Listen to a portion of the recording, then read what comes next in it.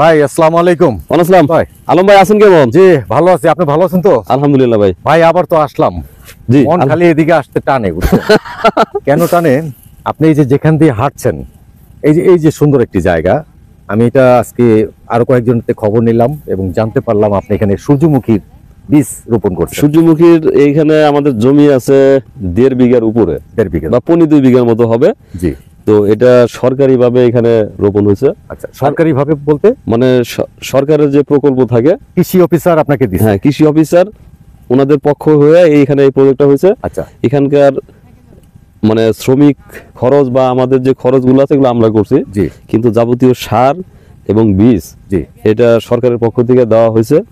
তো ওনাদের অনুযায়ী আমরা এটা চাষ করছি। আচ্ছা আচ্ছা। তো অলরেডি একটু ক্যামেরা যদি দেখান, ফ্যাসিলিটিটা পাইছেন কি কি? ফ্যাসিলিটি এখানে ধরেন 4-5 রকমের সার আছে, যেটা ওনারা দিচ্ছেন পরিমাণ মতো। 2 বিঘার জন্য দিছিলেন। আচ্ছা। সেকেন্ড হচ্ছে যে যদি জায়গা একটু কম আছে, হ্যাঁ, তো তারপরে 2 বিঘা যে পরিমাণ লাগে ওই পরিমাণ ওনারা এখানে দিচ্ছেন। এবং এই যে দেখা যায় আপনার গাছ উঠে গেছে অলরেডি। হ্যাঁ, এই যে গাছ দেখা যাচ্ছে না? হ্যাঁ হ্যাঁ, এই যে গাছ দেখা যাচ্ছে, এই যে গাছ দেখা যাচ্ছে, এগুলো প্রত্যেকটা প্রত্যেকটাই এক হাত দূরত্বে আছে গাছ তো নাকি? হ্যাঁ, সূর্যমুখী গাছ। মাশাআল্লাহ, এখানে সূর্যমুখী গাছ উঠে গেছে অলরেডি। উঠে গেছে। আপনার একদিন বৃষ্টি হইলে এই জিনিসটা তো আরো তাজা হয়ে যাবে, তাই না? তাজা হয়ে যাবে। আজ তো শুক্রবার। জি। তো আবহাওয়া অফিস যেটা বলছে যে হয়তো আগামীকাল বৃষ্টি হতে পারে। তো সেই অপেক্ষায় আছি। কাল যদি বৃষ্টি না হয়, তো আপনি তো জানেন যে পানির কারণে আমরা খুব চরম ভোগান্তিতে ছিলাম। এই তো পানির কষ্টটা যে ভাই ছিল, আমি একটু বলি ভাই, পানির কষ্টটা যে আপনাদের ছিল, এখন কি কষ্টটা কাটছে? অফকোর্স কাটছে। এখন কাটলো। আসলে আপনি জানেন যে আমার সঙ্গে যে আমার দুজন ভাই আছে, জি, তো ওনারা হয়তো কোনো ঝামেলায় আছেন। আচ্ছা। কিংবা এমনও হইতে পারে আমার প্রতি হয়তো তাদের আস্থার কোনো সংকট আছে। আপনার কি মনে হয় যদি আস্থার সংকট যদি থাকে সেটা ওনাদের ভুল? না, মনে হয় নাকি যে আস্থার সংকট হইতে পারে, কারণ এরকম কিছু নাও তো হইতে পারে না, আমার ধারণা আর কি। আমি বলছি ভাই, 1 মিনিট ভাই। জি জি। এই যে একটা জিনিস দেখছি, বিশাল আকারের একটা গাছ, চায়না লাউ, চায়না কি এটা, কুমড়া নাকি? এটাকে বলে ইংলিশে বলে স্কোয়াশ। স্কোয়াশ না, কিন্তু আমরা এমনি প্রচলিত ভাষায় বলি যে চায়না মিষ্টি কুমড়া। আচ্ছা। তো এই গাছটা অনেক তরতাজা হয়েছে, খুব সুন্দর হয়েছে, সুন্দর। কিন্তু এটাও পানির অভাবে সবগুলো ফসল আমরা ঘরে নিতে পারি নাই। আচ্ছা। এই যে দেখেন এদিক দিয়ে, হ্যাঁ, যেই কথাটা আসছিলাম ভাই, হ্যাঁ, গাছটা খুব সুন্দর লাগছে। আর যে কথাটা পানির কথাটা আসছিলাম আমরা। আচ্ছা। তো এখন আমাকে যারা চিনেন, ভিডিও যারা দেখেন, আসলে এই যে আমাদের যে এই প্রকল্প, এই প্রকল্পে আমার কিছু ভাই ব্রাদার আছেন। আচ্ছা। মানে আপনি জানেন তো, আমরা তো মিডিয়াতে কাজ করতাম, তো আমাদের সঙ্গে অনেকের সঙ্গে কথা হতো, কিন্তু আমাদের কথা কিন্তু 1-2 মিনিটের। যে আমাদের কথা 1-2 মিনিট। জি। উনি ফোন দিয়েছেন 30 সেকেন্ডের বেশি দরকার নাই তো না, 1 মিনিটের মধ্যে কিন্তু ওনার ওই আমরা বাস্তবায়নে দিয়ে গেছি। অবশ্যই বাস্তবায়ন যাওয়া লাগবো তার ওয়েট অনুযায়ী। তো আসলে যে ফোনে কথা বলতে গেলে, দেশ বিদেশে মানুষের কথা বলতে গেলে কিন্তু প্রচন্ড সময় দিতে হয়, মানে বেশি কিছু জানতে চায় সময় নিয়ে। এবং আপনাকে আরেকটা কথা বলি, গত কয়েকদিন আগে আমাকে জার্মান থেকে ফোন দিছে। তো আমি বললাম আমি দেখুন নাম্বার দেই না, হয়তো পুরনো কোনো ভিডিও থেকে নাম্বারটা নিয়ে আমাকে ফোন দিছেন। তো একটু সম্মান রেখেই বলি, উনি যে কথাটা বলছেন, মানে বিদেশ থেকে কোন টাইপের কথা হয়, কেন আমি বিরক্ত, আমাকে বলতেছেন যে আপনার ওখানে একটা শশার প্রকল্প করেন। আচ্ছা আচ্ছা। উনি ওখান থেকে জ্ঞান দিবেন আমাকে, একটা পাইলট প্রকল্প করেন, আপনার যাবতীয় যত রকম পরামর্শ উপদেশ আছে আমি আপনাকে দিব ভাই হিসেবে। আপনার এখানে যদি শশা ভালো হয়, আপনার আশেপাশে আমি কিছু জমি রাখবো। আচ্ছা আচ্ছা। আপনার ভালো হইলে উনি রাখবে? হ্যাঁ, আমার দিয়ে করাবে। আচ্ছা। আমার জায়গায় যদি ভালো হয়, তাহলে আমার আশেপাশে সে কিছু জমি নেবে। তো এটা তো ভাই সম্মান রেখে বলছি, এরকম কথাবার্তা বলার জন্য আমাকে ফোন দিয়েন না। আচ্ছা আচ্ছা। কারণ এত পরামর্শ আমার দরকার নাই। আমি এখানে আছি, আমার যে গ্যাপ গুলো আছে, যে আলম ভাই আছেন, আমাদের এহসান ভাই আছেন, জামাল ভাই আছেন, ওনারা কিন্তু জানেন আমি কিভাবে চলি। আর আমি দ্রুত পরিবর্তনশীল কোনো মানুষ না যে আপনি ওখানে বসে জ্ঞান দিবেন, আমি একটা প্রকল্প দাঁড় করাবো, এটা দেখার পরে আপনি আমাকে দিয়ে পরীক্ষা করাবেন যে এখানে জমি নেবেন কিনা। ভাই আপনাকে জমি নিতে বলি নাই তো, আপনি আমাকে ফোন দিচ্ছেন কেন? আমার এই কথা বলার কোনো প্রয়োজন হয় না। তো এরকম আগের কিছু ভাই ব্রাদার গত 6 মাস 1 বছর আগে যাদের সঙ্গে আমার পরিচয় হয়েছে, ওইরকম 2-1 ভাই ব্রাদার সঙ্গে কথা বলতে গিয়ে যখন আমার অসুবিধাগুলো তারা ভিডিওতে দেখে বা বাস্তবে শোনার পরে উইলিংলি আমার ভাই ব্রাদার আমাকে অনেকেই সহযোগিতা করছেন যে প্রজেক্টটা যেন সুন্দর দাঁড়াক। কখন করলো? ধরেন এই ডিপ বসানোর ক্ষেত্রে করা হয়েছে, মানে যখন পানির অভাবে আপনি ভুগছেন। পানির অভাবে যখন ভুগছি। আচ্ছা আচ্ছা। তো এখন আমার সঙ্গে একটুখানি থামাই, যখন পানির অভাবে ভুগছেন, আপনার যে ভাই ব্রাদার 2 জন আছেন, তারা কি আপনারকে দেখে নাই? আমি নক করছি। নক করছিলেন? তো এক ভাই বলছে যে তো ভুল নাই কোনো। না না আমি নক করছি যে পানি, বা আমার ভিডিওতে তো বলি। আচ্ছা আচ্ছা, বাস্তবে বলি, ভিডিওতেও বলি। আচ্ছা, তো আমাকে এক ভাই বললেন তাহলে দুই ভাইকে যদি শেয়ারে করি, তো আমি বললাম যে আসলে এটা শেয়ারের বিষয় না, একজন করলে তো আমরা দুই জায়গায় ব্যবহার করতে পারি। তো পরে আর হইলো না, তো নানা কারণে হয়তো হয় নাই। কিন্তু আমি আপনাকে বলি যে আমার প্রতি যদি কারো কোনো আস্থার সংকট থাকে, এটা আমি মাইন্ড করবো না, এবং আমার কিছু বলারও নাই। আর আমি চাই না যে আমার প্রতি অনেক বেশি আস্থা আপনারা রাখেন, সেটাও আমি চাই না। কেউ না বলে দিলেই তো পারতো না। আমি বলছি যে আমার উপর আপনি ধরেন আলম ভাই আপনি আসছেন না, তো আমি চাচ্ছি না যে আপনি আমার অনেক বেশি বিশ্বাস করেন, অনেক বেশি আস্থা আসে, আমার তো দরকার নাই।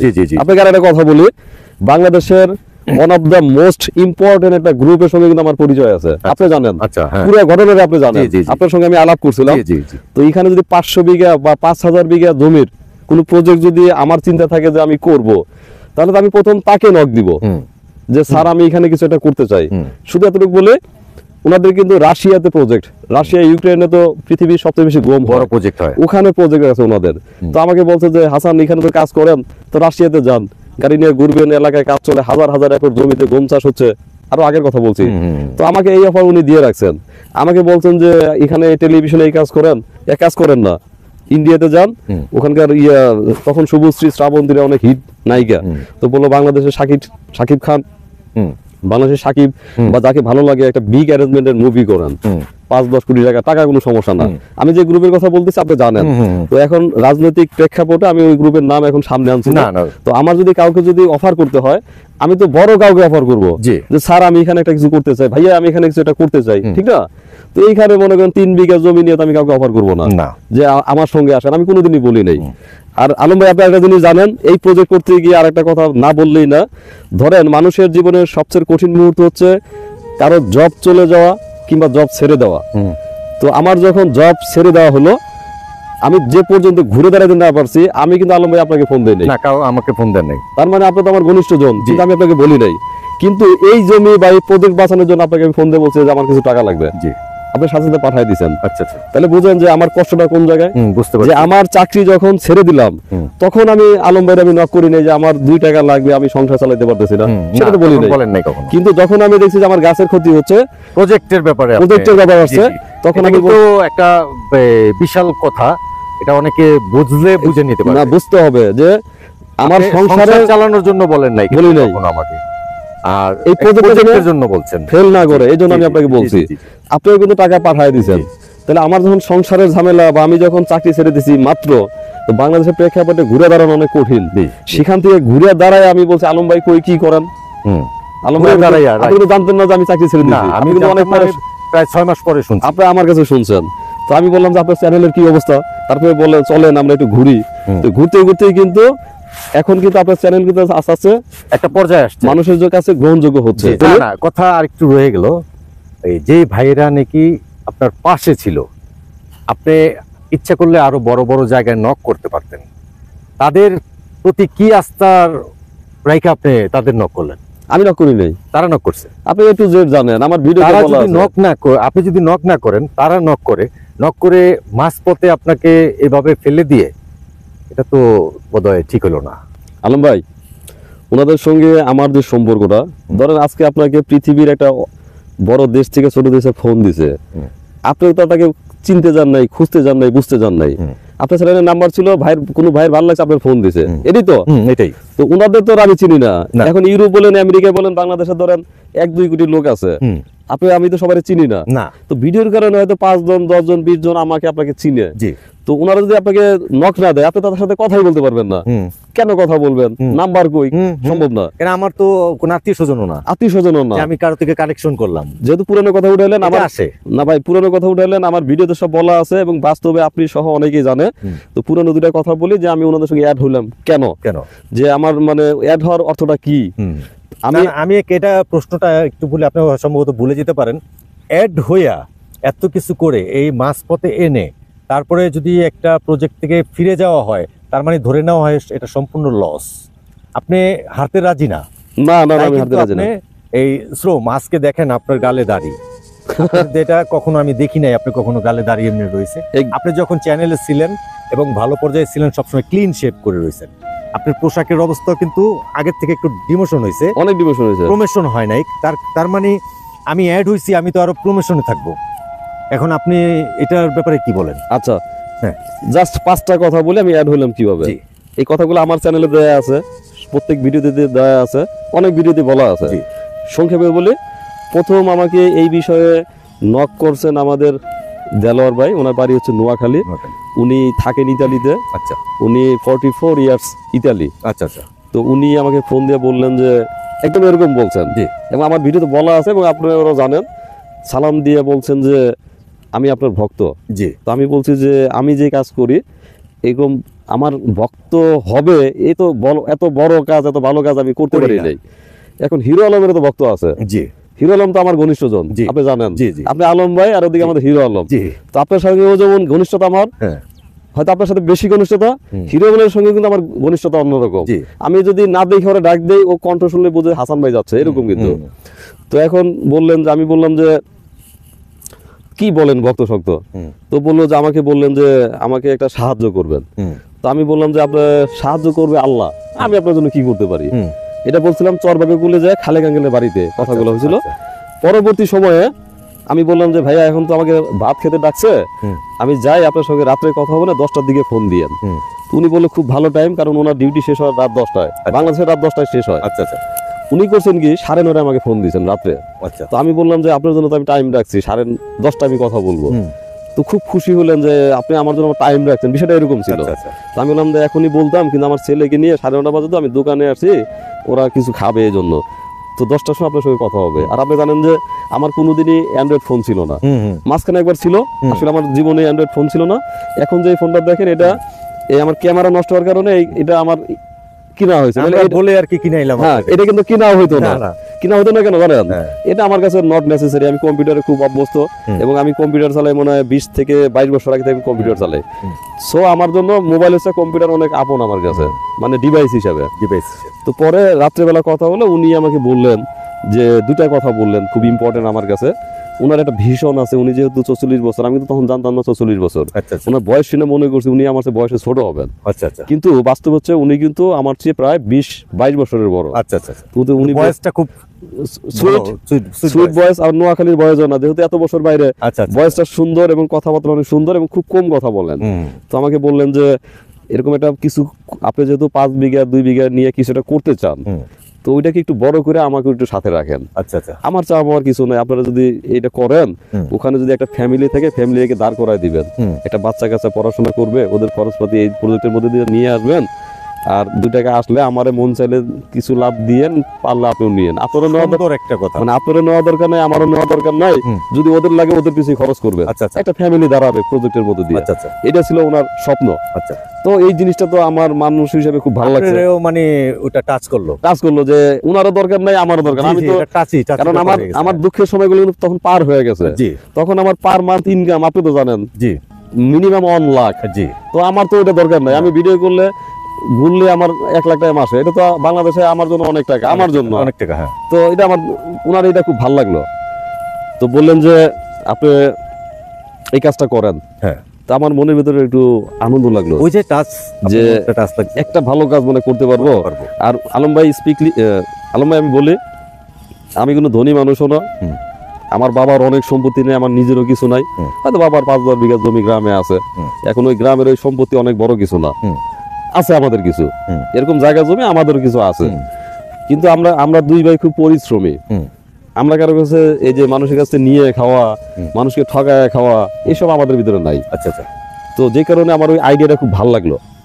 ভালো লাগার পরে সেকেন্ড যে কথাটা বললেন যে এই প্রজেক্ট করতে গিয়া আপনি তো শ্রম দিবেন, ইনভেস্ট আমার সিদ্ধান্ত আপনার। তো আমি বললাম এই কথা আমার কথার পরিপ্রেক্ষিতে আসলো এক সময়, ভাই বললেন আমাকে। হ্যাঁ। তখন আমি বললাম যে ভাই এই কথা আমার আপন বড় ভাই আমাকে বলে নাই কোনোদিন, যে তোমাকে আমি 5 লাখ টাকা দেই বা 2 লাখ টাকা দেই, এটা কেউ বলে না, যে টাকাটা আপনার, সিদ্ধান্তটা আমার। তো আমি বললাম যে আমি অবশ্যই সিদ্ধান্ত নিব, কিন্তু আপনার পরামর্শ আমার লাগবে। তখন আমি এটা বললাম। এইভাবে ভাইয়ের সঙ্গে অ্যাড হওয়া। তো জায়গা খুঁজছিলাম, কারণ আমি নিজের জন্য তখন জানেন যে জায়গা খুঁজছিলাম যে 5 বিঘা জমি নিব।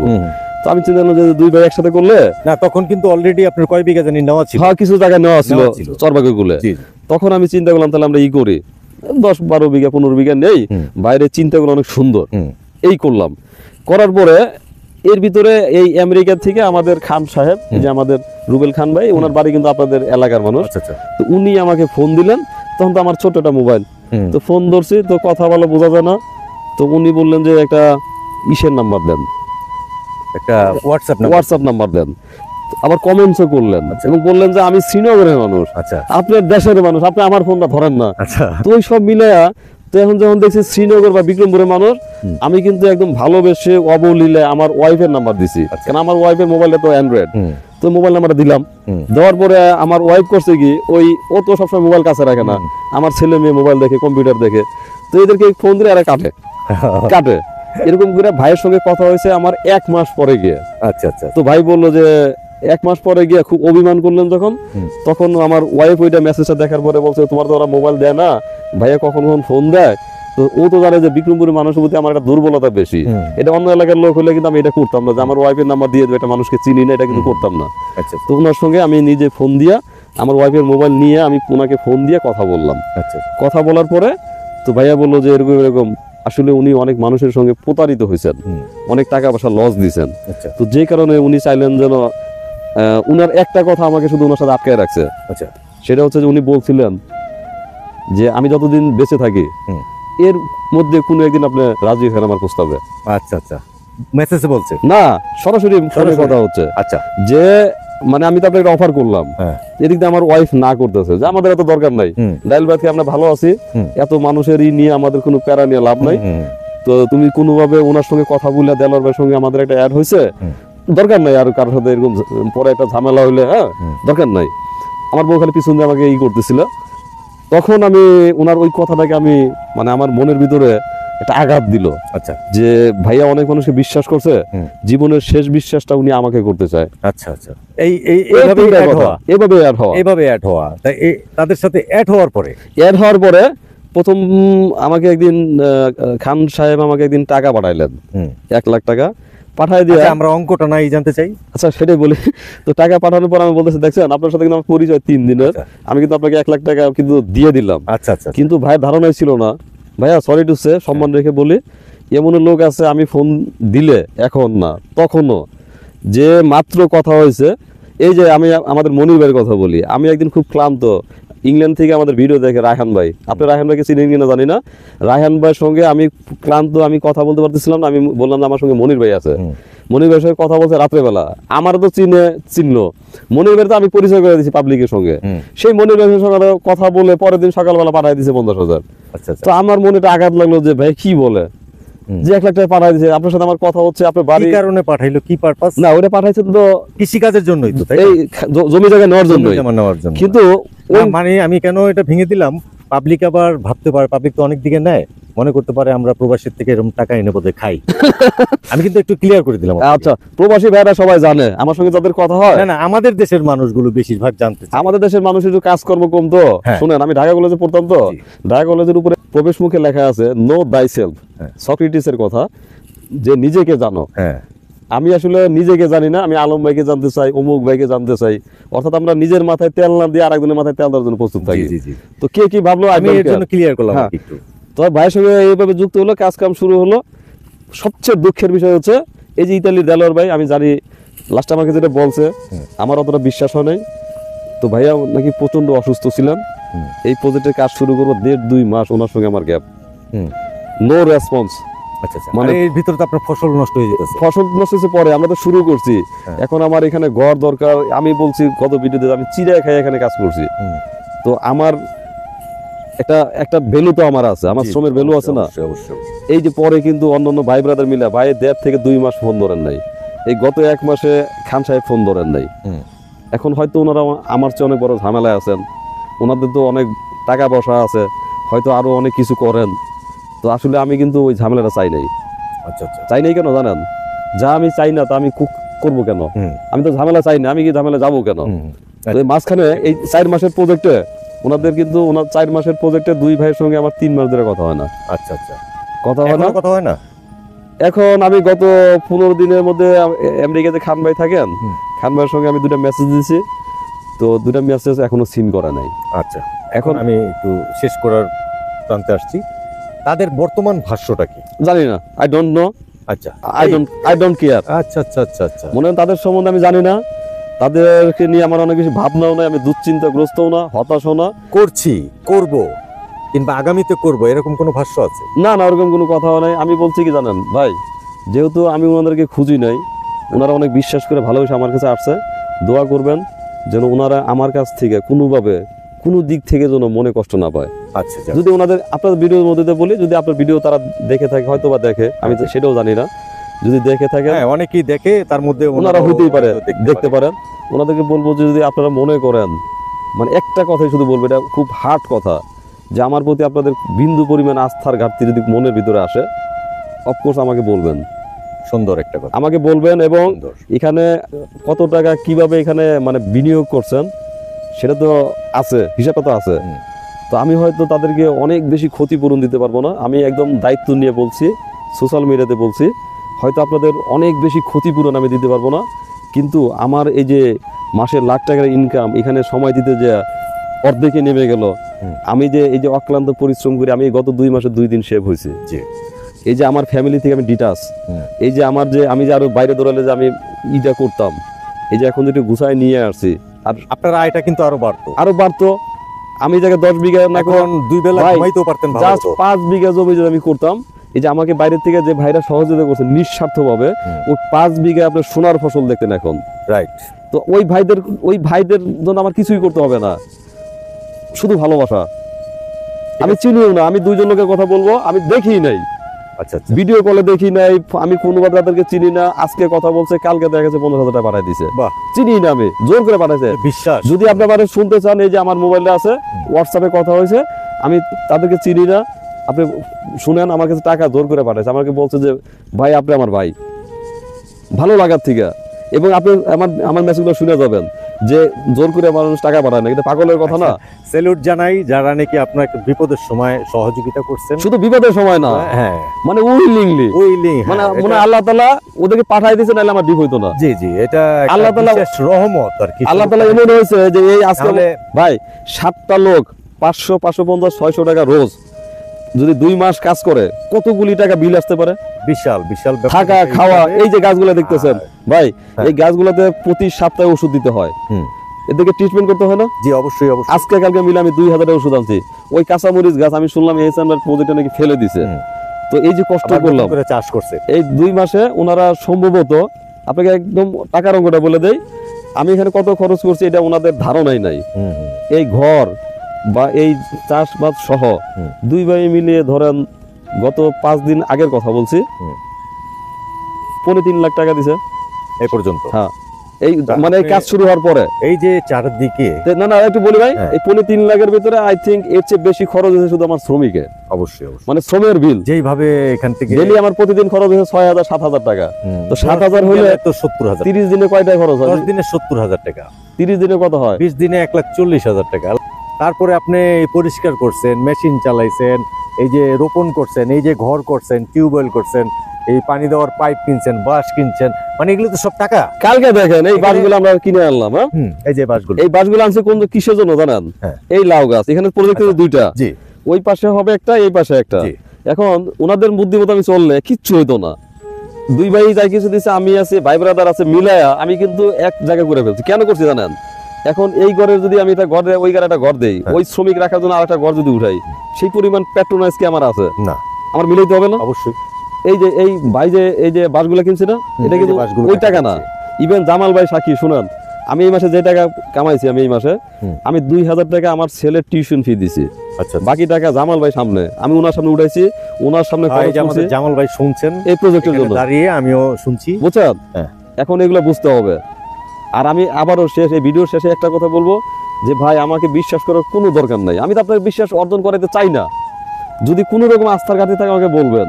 এবং এই যে বললাম না যে টাকার পরিমাণ, মানে আমার তো এগুলো লিখিত আছে নাকি, যে কোথায় কোন জায়গায় টাকা ঢুকছে, এটা আছে না, সেটা হিসাব করে ভাইয়েরা আমাকে বলবে যে আসলে ওনাদের ক্ষতিপূরণ তো দেওয়া সম্ভব না। ঠিক আছে, যদি একটা ক্ষতি হয়ে যায় সেটা তো করা সম্ভব না। ঠিক আছে হাসান ভাই, আপনার দুঃখ ভরা, না দুঃখ না, এই ক্লান্ত ভাই, আমি হতাশা না, কিন্তু মনে একটা দুঃখ, আপনার দুঃখের একটা ছাপ। কেন? বিশ্বাসের ঘাটতি। আপনার ভিতরের ধারণাটা হইলো যে আমাকে কি অবিশ্বাস করলো, আমি কি অবিশ্বাসের কোনো কাজ করলাম? না, আমি এটাও ভাবি না। আপনি করেন নাই, কিন্তু নাথিং। এর জন্য কিন্তু সততার একটা বল থাকে আলাদা, জোর থাকে আলাদা, সাউন্ড থাকে আলাদা। আমি তো চাই নাই সেটাই, সাউন্ডটা আছে আপনার কাছে, কিন্তু কষ্ট একটা, কেন এমন হলো?